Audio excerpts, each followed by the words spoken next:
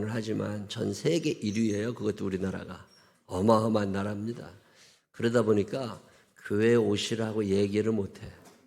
참 조심스럽고, 요즘에 회사에서는 코로나 걸려도 나오라고 지금 그런 날인데 교회에서 그게 쉽지 않잖아요. 그래서 체크가 잘 안 됩니다. 애로사항이 좀 있으니까 기억들 하시고, 주변에 선교회장님들이나 친하게 지내시는 분들 주일날 못 오시게 되면 유튜브 예배라도 꼭 드릴 수 있도록 권면해 주시고, 요즘에 유튜브 조회수가 조금씩 늘어요. 는다는 말은 뭐 좋은 면에서는 예배드리는 사람이 늘어난다고도 볼 수 있고, 또 안 좋은 쪽으로는 모여지시는 분들이 적어진다는 뜻도 있거든요. 기억하시고 할 수 있으면 와서 예배드리시는 게 제일 좋고, 부득이 그러지 못하신 분들은 집에서라도 꼭 예배만은 하나님 앞에 온전하게 드려주시기를 또 한번 부탁을 드립니다. 오늘도 하나님의 전을 찾으신 분들과 가정에서 예배드리시는 모든 분들 위해 살아계신 하나님의 은혜가 함께 하시기를 주님의 이름으로 축원합니다. 구약 성경에 나오는 이스라엘의 초대 왕이었던 사울, 이 사울을 딱 떠올리면 생각나는 단어들이 여러 개 있는데 그 중에 하나가 용두삼이에요. 용의 머리로 시작했다가 뱀의 꼬랑지로 끝난 사람이 사울입니다. 출발은 굉장히 좋았어요. 근데 세월이 지날수록 안 좋아지는 사람, 참 닮고 싶지 않아. 이 사울이라는 사람을 떠올리면 제 머릿속에서는 용두삼이라는 단어도 떠오르지만 또 떠오르는 문장이 하나 있습니다. 그게 뭐냐면 하나님을 후회하시게 한 사람이에요. 누구를 후회하게 하면 안 되잖아요. 근데 후회 없으신 하나님을 후회하도록 만든 사람, 그게 사울이라는 사람입니다. 아무도 생각지 못했던 죄의 길을 선택하고 성령의 사람이 마귀의 지배를 받으며 살다가 악령에 시달리고, 그러다 결국 자살로 인생을 마감한 사람이 사울이에요. 처음에 사울이 성경에 등장할 때 그 사람은 효자였습니다. 배려의 사람, 겸손의 사람, 아주 적극적인 사람, 예절을 알고 성령님과 동행했던 사람이 사울이에요. 참 괜찮고 꼭 닮았으면 좋겠는 사람 사울. 근데 세월이 지나면서 많이 달라집니다. 사울에 대해서 성경은 이렇게 시작합니다. 사무엘상 9장 1절로 2절, 오늘 여러분이 읽으신 말씀이에요. 베냐민 지파에 기스라 이름하는 유력한 사람이 있어요. 그는 아비엘의 아들이고 스롤의 손자고 베고라의 증손이고 아비야의 현손이고 베냐민 사람이더라. 자, 여기까지를 보면 누구를 얘기할 때 그 사람도 훌륭해. 그 사람 아버지도 훌륭해. 그 사람 할아버지, 증조 할아버지, 고조 할아버지, 현조까지 다 훌륭하다는 거예요. 명문 가문이죠. 그 당시에 사울은 잘 모를 수 있지만 사울의 현조, 고조, 증조를 다 할 정도로, 그 정도로 대단했던 사람이 사울의 집안. 그의 아버지 기스를 성경은 유력한 사람이라고 표현하는데, 이 유력하다고 하는 말은 경제적으로도 굉장히 풍성하지만 동시에 군사적인 힘을 갖고 있는 사람들을 말합니다. 돈도 있고 세상적인 권력도, 군사적인 힘도 가지고 있던 사람 기스. 그의 아들 사울도 훌륭합니다. 2절에 사울을 뭐라고 표현해요? 기스에게 아들이 있으니 그의 이름은 사울이요 준수한 소년이라. 이 준수하다고 그러는데, 이 사울이라고 하는 이 말의 뜻은 하나님께 간과히 얻은 자, 이런 뜻이거든요. 이 아들이 외아들이었는지 애를 못 낳아서 그랬는지 하나님께 열심히 기도했고 하나님께 요구하여 얻은 자, 이런 뜻이 사울이에요. 근데 이 사울을 준수하다고 그래요. 이 준수하다는 말은 외모가 참 잘생겼다는 뜻도 있고, 사람이 수준이 굉장히 있는데 겸손하다는 뜻도 있어요. 선하다는 뜻도 있습니다. 이 선해, 착해요, 겸손해요, 잘생겼어요. 이 사울입니다. 흠잡을 데라고 없는. 어느 날 이 아들 사울에게 아버지 기스가 얘기를 합니다. 우리 집 암나기가 없어졌거든. 그러니까 암나기를 좀 찾아와 봐. 그랬더니 사울이 예, 그리고 암나귀를 찾으러 갑니다. 그 당시 암나귀는 굉장히 귀했던 거잖아요. 새끼를 낳는 암나귀니까. 이 암나귀를 찾으러 가는데 혼자 가지 않고 집이 워낙 부잣집이니까 사환, 옛날 사환, 친구처럼 여기던 사환 한 사람을 데리고 암나귀를 찾으러 갔는데 그 당시 베냐민 지파의 그 땅이 있잖아요. 베냐민 지파의 땅을 돌아다니는데 저 북쪽까지 갔는데도 암나귀가 없어요. 그래가지고 베냐민 지파의 영토를 넘어서 에브라임 지파까지 올라갑니다. 아주 열심히. 근데 못 찾았어요. 야, 여기가 아닌가 보다. 그럼 반대로 내려가 보자. 그래가지고 베냐민 지파의 땅 중에 저 밑에 있는 것이 숲이라는 마을인데 그 숲이라는 마을까지 내려갑니다. 그래도 못 찾았어요. 그러는 동안에 3일이 지났습니다. 아이고 이거 안 되겠다. 암나귀도 문제지만 아버지가 나를 걱정할 수도 있겠다. 그러니 이제 그만 돌아가자. 돌아가려고 그러는데 같이 데리고 갔던 사환이 요 옆에 사무엘 목사님이 계신데 그분은 참 영험한 분이니까 우리가 그분한테 가서 기도 부탁을 하고 이 암나귀를 찾아야 되겠습니다. 어떻게 생각하십니까? 그랬더니 사울이 그런 분한테 가려면 예물도 준비해야 되고 복장도 좀 잘 갖춰야지 이렇게 몰골이 돼가지고 3일 동안 돌아다니느라고 이게 이러면 안 될 것 같다고 그랬더니 괜찮다고 그분은 그런 거 안 따지는 분이니까 그리고 저한테 돈이 좀 있으니까 이걸 예물로 드리면 되니까 같이 가시자고 그래가지고 사울이 사무엘을 만나러 갑니다. 그 당시에 사무엘은 최고의 전성기를 누리던 하나님의 선지자 사무엘을 만나러 갔는데 그때 이미 사무엘은 하나님께로부터 음성을 들었어요. 사울이라는 젊은 청년이 올 거니까 그의 머리에 기름 부어 왕으로 삼어라. 사울을 보자마자 사무엘이 말합니다. 사무엘상 9장 20절 사흘 전에 이른 내 암나귀들은 염려하지 말라 찾았느니라. 온 이스라엘이 사모하는 자가 누구냐? 너와 내 아버지의 온 집이 아니냐 하는지라.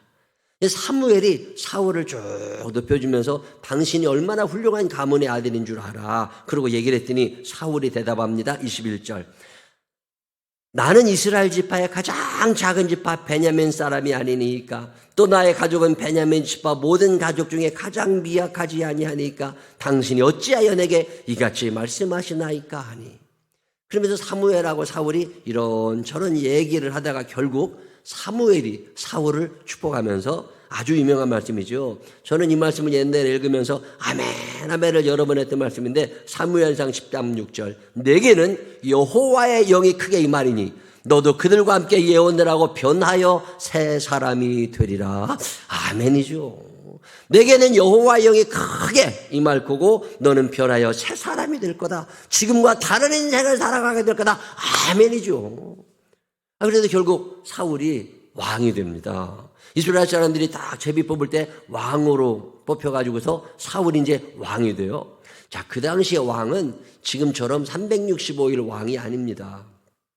전쟁이 일어나면 전쟁을 앞에서 이끌어가는 사람을 왕이라고 그랬거든요. 자, 왕이 왕 역할을 하려니까 왕이 권위가 좀 생기고 전쟁이 나야 되잖아요. 근데 그때 갑자기 암몬 사람들이 쳐들어와요.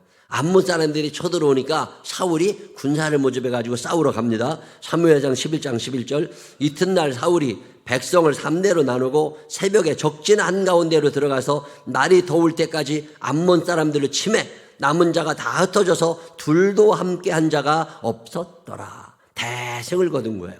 연전연패하던 이스라엘이 사울이 왕이 된 다음에 대승을 거두고 연전연승하기 시작합니다. 15절 모든 백성이 길갈로 가서 거기서 여호와 앞에서 사울을 왕으로 삼고 이제 너 왕이야 인정을 하는 겁니다. 길갈에서 여호와 앞에 화목제를 드리고 사울과 이스라엘 모든 사람이 거기서 크게 기뻐하니라.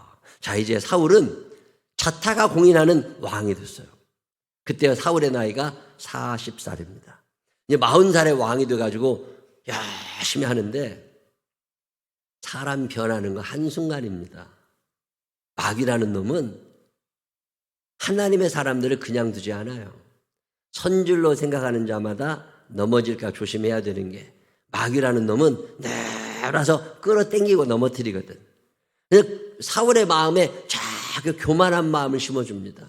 이제 너 됐어. 이제 너 성공한 거야. 이제 너 마음대로 해도 돼. 이제는 눈치 볼 거 없어. 이렇게 된 거죠. 하나님은 어떤 분이시냐면 후회 없으신 하나님. 자, 민수기 23장 19절. 하나님은 사람이 아니시니 거짓말을 하지 않으시고 인생이 아니시니 후회가 없으시도다. 하나님은 후회가 없으신 분이신데 성경에 딱 한 사람, 이 사울 때문에 하나님이 후회를 하십니다. 사무엘상 15장 11절. 내가 사울을 왕으로 세운 것을 후회하노니 그가 돌이켜서 나를 따르지 아니하며 내 명령을 행하지 아니하였음이니라 하신지라. 사무엘이 근심하여 온 밤을 여호와께 부르짖으니라. 왜 사는 게 이렇게 달라졌는지. 20년쯤 전 같은데요, 제가 경기도의 어떤 기도원에서 한 3일인가 금식하면서 하나님께 기도할 때입니다. 근데 기도하는데 세미한 주님의 음성이 들려요. 지금도 안 잊어버립니다. 기대가 컸다. 기대가 컸다. 하나님이 나한테 어떤 기대가 있으셨다는 거예요. 어렸을 때부터 학생 때 전도사하고 목사 안수를 받고 목사를 하면서 하나님이 나한테 어떤 기대를 가지고 계셨다는 거예요. 근데 저놈은 잘하겠지. 근데 하나님의 니드, 하나님의 소원, 하나님의 기대, 하나님의 요구를 내가 못 채워드리는 거예요. 하나님의 후회하시던 기대가 컸다. 그 음성을 제가 지금도 기억합니다. 쥐구멍이라도 들어가고 싶더라고요. 하나님이 우리를 당신의 자녀로 부르시고 천국을 약속하실 때는 어떤 기대가 있으신 거 아세요? 내 한 사람 한 사람에게 하나님의 어떤 기대가 있으신 거예요. 근데 내가 그 기대에 부응하지 못하니까 하나님께서 그때 저에게 주셨던 음성이 기대가 컸다. 아, 눈물이 핑들 얼마나 울었나 몰라. 왜 나는 이렇게밖에 못 살았을까? 하나님이 나에게 주신 은혜와 사랑은 크고 그분이 내게 부어주시는 능력은 큰데 왜 나는 이렇게밖에 못했을까? 근데 사울은 이런 마음이 없었습니다. 그냥 하나님의 마음은 눈에 없어. 그냥 내가 잘 살았으면 좋겠는 거야. 오늘도 더러 이 질문 앞에 나를 세울 때가 있습니다. 하나님께서 나에게 거시는 기대가 있었을 텐데, 지금도 하나님이 나를 기대하고 계실 텐데, 나이가 70이 되고 80이 되고 90이 돼도 하나님이 나한테 거시는 기대가 있을 텐데 나는 지금 그 기대를 만족시켜드리고 있나? 자, 왜 이렇게 사울이 망가지게 되느냐면 여러 가지 이유가 있습니다. 그 중에 하나가 뭐냐면 신본주의, 하나님 중심주의를 살던 사울이 사람 중심주의로 바뀌어요. 나만 좋으면 되지. 우리끼리 좋으면 되지. 뭐 이렇게 바뀐 거예요. 사울은 하나님 중심에 서서 하나님의 뜻대로 살겠다고 하나님의 영이 충분하게 임했고 변하여 새 사람이 되었고 다 괜찮았는데 마귀가 와서 건드리니까 팍 쓰러져 버린 거예요. 교만해집니다. 세상에 물들어갑니다. 점점 자신의 신분을 잃어버려요. 오늘 내가 여기에 있는 것이 나의 나된 것은 오로지 주의 은혜라. 나의 공로로 되어진 것이 전혀 없도다. 내가 왕이 된 게 아니잖아요. 하나님의 왕을 삼으신 거잖아요. 내가 기스의 아들이 된 게 아니잖아요. 하나님이 기스의 아들이 되게 하신 거잖아요. 내가 내 외모를 선택한 거 아니고 내가 준수해진 게 아니라 하나님이 나를 그렇게 만드신 거잖아요. 근데 다 잃어버렸습니다. 인본주의가 왜 위험하냐면 인본주의, 사람 중심주의 참 좋아 보이잖아요. 사람 중심주의는 결국 이기주의로 갑니다. 다 같이 좋은 거? 그런 거 없어요. 살다 보면 싸움이 나게 되어 있습니다. 공동의 선을 위해서 그런 거 없어요. 인간의 악함, 인간의 죄됨, 사람은 마귀를 못 이깁니다. 사람 중심으로 살다 보면 결국 이기주의자가 될 수밖에 없어요. 나밖에 모르는 사람이 됩니다. 사울의 인기가 좋아지니까 군사들이 점점 늘어나서 사울을 따르는 사람들이 3,000명까지 늘었습니다. 폼이 나기 시작한 거예요. 재산이 많아지고 좋은 차가 생기고 좋은 집이 생기고 먹고 사는 걱정 안 해도 되게 된 거죠. 군사적인 힘도 생겼습니다. 그러다 보니까 점점 하나님이 안 보이기 시작하는 거예요. 하나님이 경고를 하십니다. 너 그러면 안 돼. 그래서 블레셋 사람들을 일으켜서 전쟁이 일어나게 하세요. 그리고 왕이 이제 전쟁을 해야 되는데 블레셋 사람이 보통 많이 온 게 아닙니다. 사무엘상 13장 5절에 보면 블레셋 사람들이 이스라엘과 싸우려고 모였는데 병거가 3만, 마병이 6천, 백성은 해변에 모래같이 많더라. 셀 수 없이 많이 몰려온 거예요. 그러면 사울이 어떻게 해야 돼요? 하나님 아버지, 우리는 연약합니다. 나는 연약하지만 주님은 강하시니까 하나님 나를 이래야 되잖아요. 근데 인본주의자가 되면 여러 가지 특징이 나타납니다. 인본주의자들의 첫 번째 특징은 뭐냐면 두려움이에요. 겁나는 게 많습니다. 왜? 나는 약하잖아요. 내 능력에 한계가 있어요. 지식에 한계가 있습니다. 재물에 한계가 있어요. 체력에 한계가 있습니다. 두려운 일이 생긴 거예요. 이게 인본주의자들의 특징이에요. 사무엘상 13장 6절 이스라엘 사람들이 위급함을 보고 절박하여 굴과 수풀과 바위 틈과 은밀한 곳과 웅덩이에 숨으며 어떤 히브리 사람들은 요단을 건너 갓과 길르앗 땅으로 가되 사울은 아직 길갈에 있고 그를 따른 모든 백성은 떨더라. 홍해가 앞에 있었지만 하나님을 의지했던 모세와 이스라엘 백성은 떨지 않았습니다. 여리고 성이 앞에 있었지만 그 견고한 성 앞에서도 여호수아는 떨지 않았습니다. 신본주의, 하나님 중심으로 사는 사람은 내 능력이 중요한 게 아니에요. 하나님이 나와 함께 하신다는 게 중요한 건데 지금 사울은 사람 중심으로 살다 보니까 하나님이 안 보이는 거예요. 하나님이 안 보이니까 두렵습니다. 코로나라고 하는 게 사람을 참 두렵게 한다고. 여러분 착각하지 마세요. 코로나가 사람을 두렵게 하는 게 아닙니다. 내 눈에 하나님이 안 보이니까 두려운 거예요. 코로나 걸리면 어때요? 나서면 되지. 코로나가 그렇게 무서운 게 아니거든요. 근데 우리는 코로나만 쳐다보고 있는 거예요. 코로나가 생겼다고 그래서 뭐 돌아가시는 분도 계시지만 하나님이 약속하신 바가 있으니까 생명나무 교회와 교우들의 삶을 안전하게 지키실 줄로 믿으시기를 바랍니다. 저는 이 믿음은 갖고 삽니다.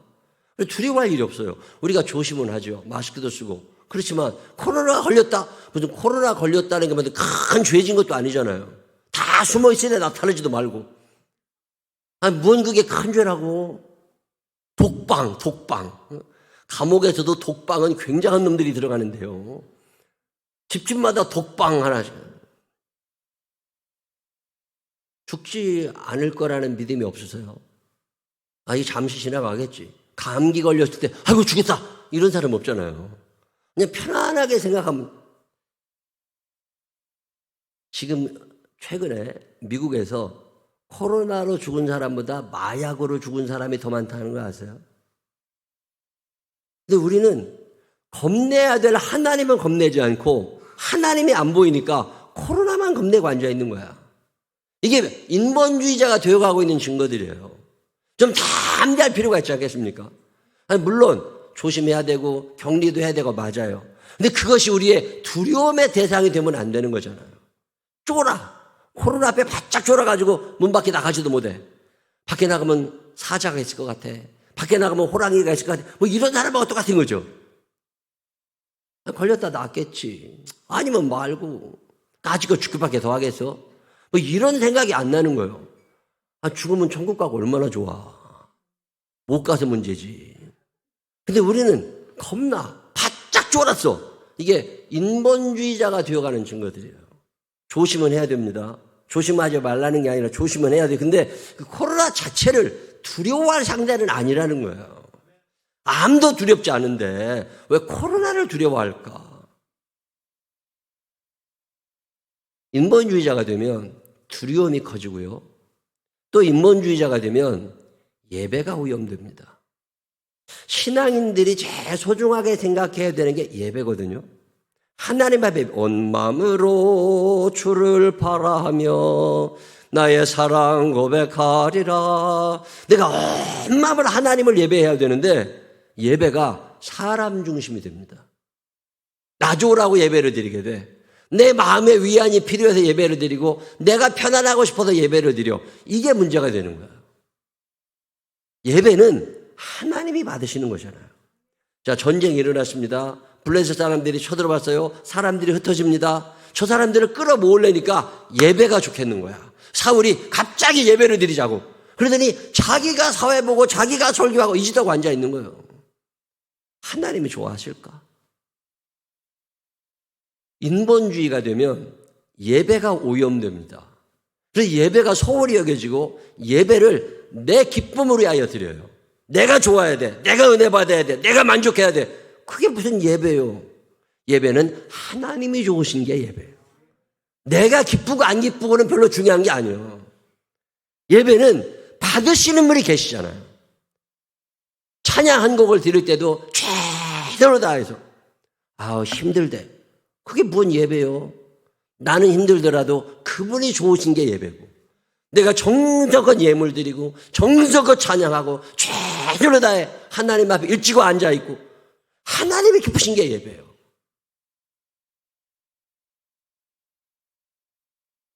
요즘에 아동부, 학생부 예배 드리시느라고들 애쓰는 걸 보면서 참 감사하다.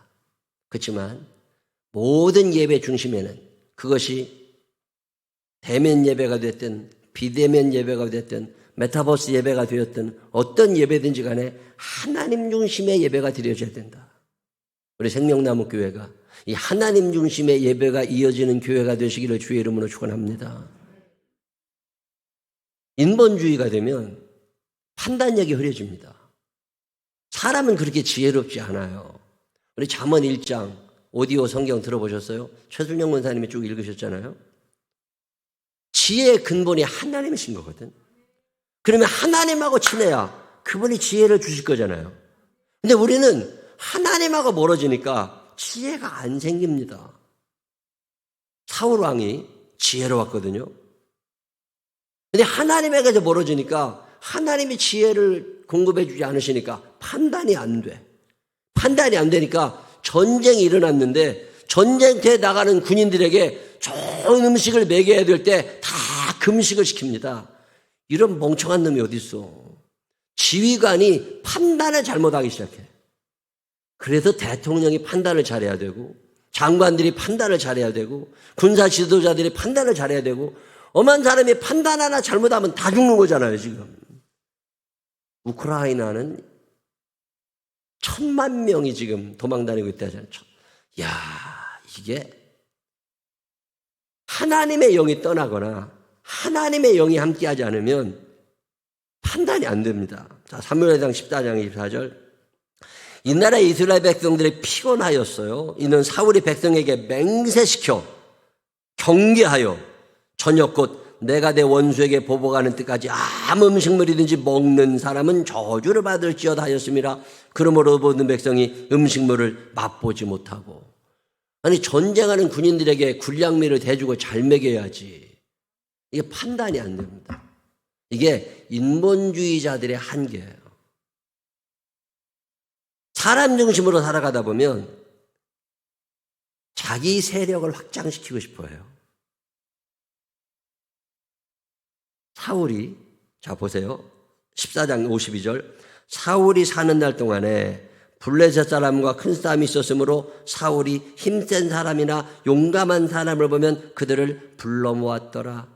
잘하는 것 같지만 천만의 말씀입니다. 제가 우리 아들, 딸 그리고 우리 교인들을 위하여 기도하는 제목 중에 좋은 사람 만나게 해달라는 기도를 하는데, 이 좋은 사람은 여기서 말하는 것처럼 힘센 사람, 용감한 사람 아니에요. 힘세고 용감한 사람이 중요한 게 아니라 하나님을 두려워할 줄 아는 사람이 중요한 거예요. 하나님의 영이 함께하는 사람과 친해지게 하여 주시옵소서. 하나님, 우리 아들에게 공부 잘하는 친구를 붙여주세요. 이것도 중요하지만 하나님, 우리 아들에게 예수 잘 믿는 친구가 있게 하여 주시옵소서. 하나님, 우리 딸에게 예수 잘 믿는 친구가 있게 하여 주시옵시고, 주변에 예수 잘 믿는 신실한 신앙인들이 있어야 그 그룹이 같이 일어나고 하나님의 영이 함께 하시고 하나님이 지혜를 주시는 거지. 공부는 잘하고 힘도 세, 용감해.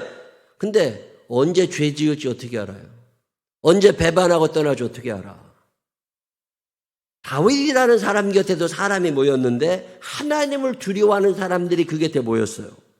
사울이라는 사람 곁에도 사람들이 모였는데 힘세고 용감한 자가 모였어요. 자, 우리들 생각에는 힘세고 용감한 자가 이길 것 같지만 사울의 집은 점점 쇠퇴하여 가고 다윗의 집은 점점 흥왕하여 갑니다.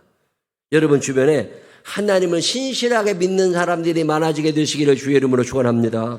신본주의자들은 그래서 주변에 좋은 사람, 믿음의 사람들을 하나님이 붙여주세요. 교회 다닌다고 다 좋은 건 아니에요. 그래도 안 다니는 것들보다는 나아.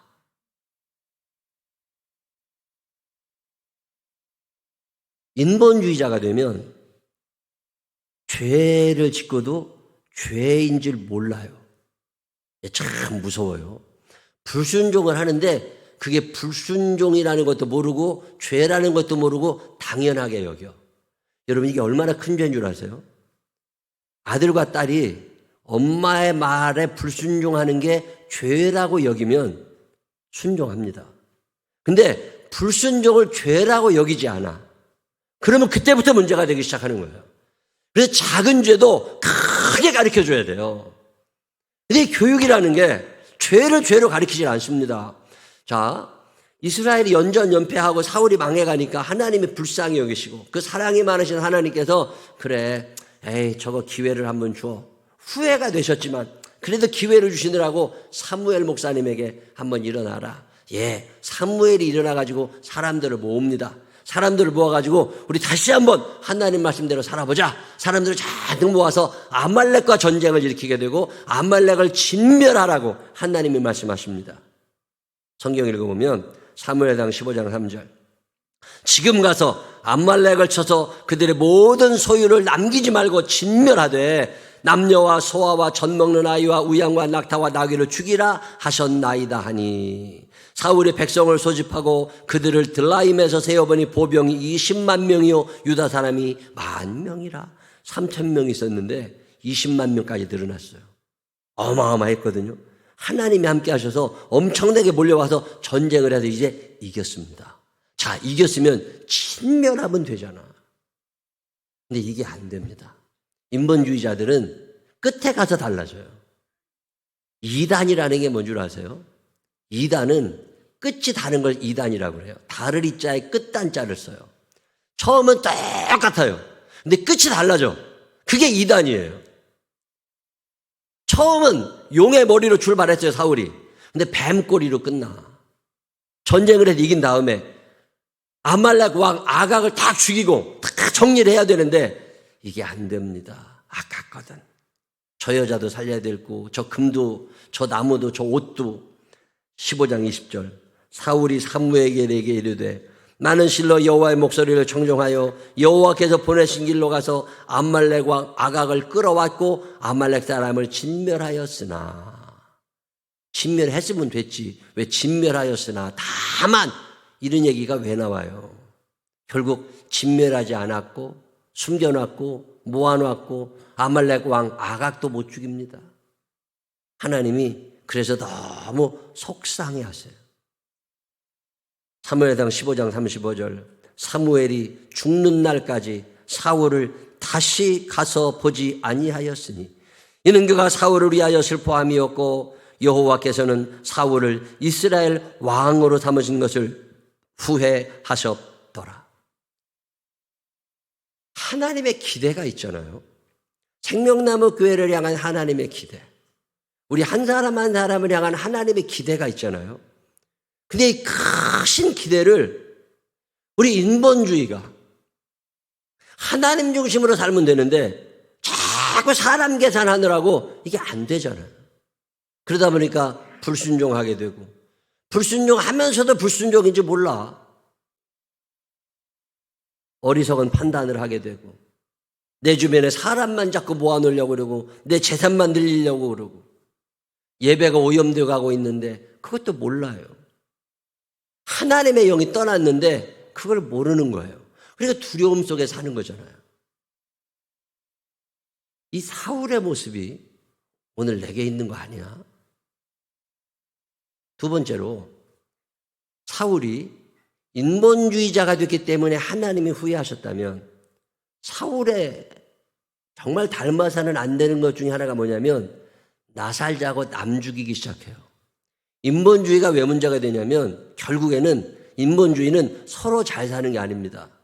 어떤 갈등이 생기잖아요. 그러면 나 살겠다고 남을 죽여. 신본주의자는 이게 안 됩니다. 하나님의 말씀이 기준이 되는 사람들은 절대로 남을 해할 수 없어요. 근데 인본주의자들은 결국 나 살자고 남 죽여. 러시아가 결국은 우크라이나. 야, 이게 보통 일이 아닙니다. 다윗이 점점 인기가 좋아지고 왕이 될 것 같으니까 사울이 다윗을 죽이자고 따라다닙니다. 나보다 누가 잘 되는 꼴을 못 봐. 하나님의 말씀에서 떠나면 박수가 안 쳐집니다. 시기심이 생기고 질투하게 되고 끌어내리고 싶어 해요. 남이 잘 되면 박수 쳐주고 축하해줘야지. 근데 인본주의자들은 이게 안 됩니다. 배가 아파. 그게 배가 아파. 어떻게 하는지 끌어내려야 돼. 도움을 받는 것도 좋지만 내가 도움받는 것보다 때로는 생각해야 될 게 나를 도와주느라고 힘든 사람들이 있음을 기억할 필요가 있습니다. 인본주의자들은요, 도움받는 걸 좋아해요. 신본주의자들은 도움받는 것을 빚으로 여깁니다. 이거 내가 어떻게 갚지? 이거 내가 어떻게? 건강해야 될 이유가 있습니다. 제가 그래서 운동 열심히 하려고 해요. 배달도 빼야 돼. 체중도 줄여야 돼. 아프지 말아야 돼. 왜 그래요? 내가 아프면 우리 집사람이 힘들어. 거기다 살까지 쪄봐. 이렇게 세우려면 팔뚝 떨어져. 그러니까 이웃을 위해서라도 건강해야 돼. 내가 열심히 살아야 되는 이유는 나 때문에 힘든 사람이 생겨나. 만약에 너무 이른 나이에 몸이 망가져가요. 그러면 애들 보기에 또 배우자들 보기에 보통 힘든 게 아니에요. 그러니까 건강해야 되는 이유, 내가 좋아서가 아니라 나 때문에 힘든 사람을 만들면 안 되는 거예요. 내가 공부도 열심히 해야 돼요. 왜? 내가 공부 못 해봐요. 나중에 잘 살 확률이 점점 떨어지면 결국 자식이 돼가지고 부모에게 부담을 지우게 돼. 불효도 그런 불효가 없어. 나 때문에 부모를 왜 힘들게 하냐고. 요즘에 부모님을 힘들게 하는 것에 대해서 전혀 가책이 없는 자녀들이 너무 많이 늘어나요. 자녀 리스크가 얼마나 큰지 몰라요, 요즘에. 애들 때문에 골병 들고, 애들 때문에 있던 거 다 털리고. 나는 행복할지 몰라요. 엄마 아버지가 나한테 매달 300만 원, 400만 원씩 주면 나야 편할지 모르지만 부모는 등골 휜다는 걸 알아야지. 왜 나 때문에 부모님은 힘들게 해요? 이게 죄라는 거예요. 부모가 돼서 자녀 힘들게 해도 안 되고, 자녀가 돼서 부모 힘들게 해도 안 되고, 배우자가 서로 힘들게 해도 안 되고. 내가 너무 어렵잖아요. 물론 여러 가지 이유가 있겠죠. 연세 드신 분들 중에서 어려우신 분들이 더 많을 수도 있죠. 도움받는 건 좋은 거예요. 저도 참 도움 많이 받고 살았습니다. 근데 도움받을 때마다 나를 도와주는 저분이 나 때문에 힘들구나. 적어도 이 생각은 할 줄 알아야 되는데 인본주의자가 되면 당연하게 여깁니다. 감사가 없어져요. 그럼 그때부터 죄가 더 깊이 들어오는 거예요. 사울은 이걸 몰랐어요. 도움받는 거 얼마나 좋아요. 근데 죽을 때까지 도움받으면 안 되잖아요. 오늘은 내가 도움을 받지만 하나님 언젠간 내가 이 은혜를 꼭 갚을 겁니다. 이게 그리스도인이에요. 근데 이 마음 자체가 없어. 엄마니까 당연히 내놔야지. 엄마 언제 집 나한테 넘겨줄 건데 이런 싸가지 없는 것들이 한둘이 아니라니까 지금. 이게 인본주의예요. 사람 중심주의는 결국 자기 중심주의가 되기 때문에 부모도 없어지고 배우자도 없어지고 자식도 없어지고 다 자기밖에 안 남아. 그래서 신본주의를 선택하는 이유가 하나님은 이런 말씀 안 하시잖아요. 우리 생명나무 교회는 성령님의 능력 안에서 남에게 패끼치는 사람보다 남을 끌어내리는 사람보다 오히려 다른 사람을 섬길 줄 알고 도움을 받는다면 이 은혜를 은혜로 하라 갚을 줄 아는 건강한 그리스도인들이 많아지게 되시기를 주의 이름으로 축원합니다. 나 이 사울 닮고 싶지 않아. 그래서 하나만 더 말씀드리면 사울의 생애에 회개가 없습니다. 사람이 잘못할 수 있어요. 저도 실수 많이 하죠. 제가 참 좋아하는 말 중에 이런 말이 있습니다. 실수는 하되 실수를 실패로 발전시키지 마라. 실수할 수 있어요. 근데 실수가 실패자가 되면 안 돼. 실수한 다음에 회개하고 나를 점검하고 내가 인본주의자가 되어가는 건 아니야. 내가 판단력이 흐려진 건 아니야. 하나님 앞에 나를 다시 세워서 하나님 도와주십시오.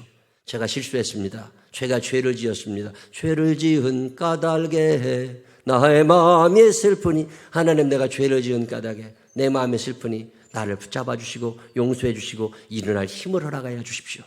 실수했다면 일어나야지. 실수를 디딤돌 삼아서 일어나야지. 실수한 다음에 실패자가 되는 이유는 회개가 없어요.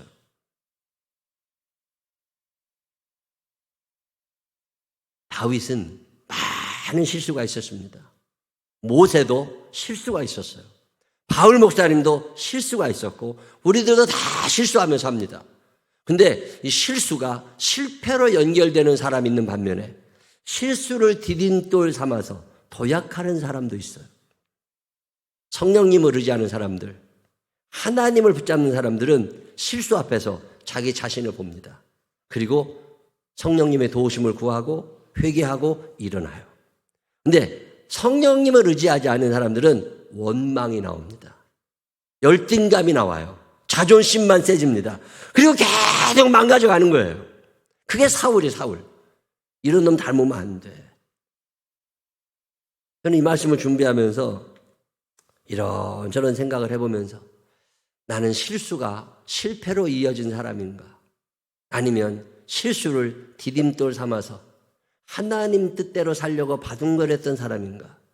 한 번쯤 나 자신을 돌아보게 됩니다. 하나님은 우리를 정죄하시는 분이 아니시잖아요.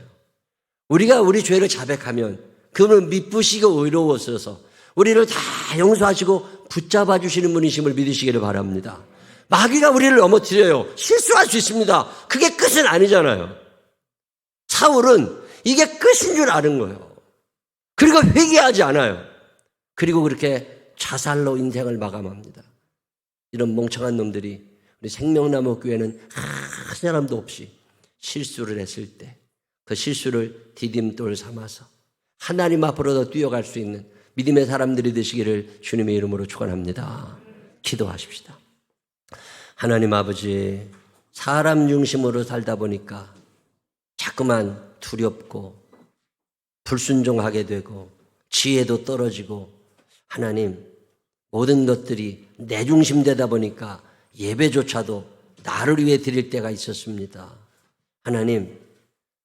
하나님의 뜻대로 사랑하며 살아가야 되는데 나만 사랑하게 되다 보니까 나 좋겠다고 다른 사람을 힘들게 할 때도 있었습니다. 하나님, 우리가 이 땅에 살면서 하나님께서 우리에게 주시는 기대가 있는 건데 그 기대를 한 번쯤 생각해 보게 하여 주시옵시고 회개해야 할 때 회개하게 하시고 하나님을 똑바로 보게 하셔서 실수가 실패로 연결되지 않게 하시고 실수가 디딤돌이 되어서 하나님께로도 도약해 나가는 계기가 되게 하여 주옵소서. 전능하신 아버지 하나님, 우리의 힘이 얼마나 연약한지 주께서 아십니다.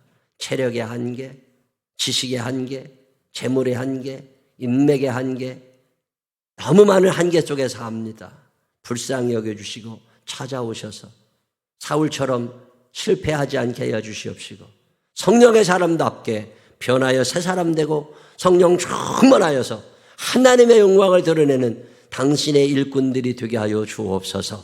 축복하시고 사용하실 주님을 찬양하오며 예수님 거룩하신 이름으로 기도드렸습니다. 아멘.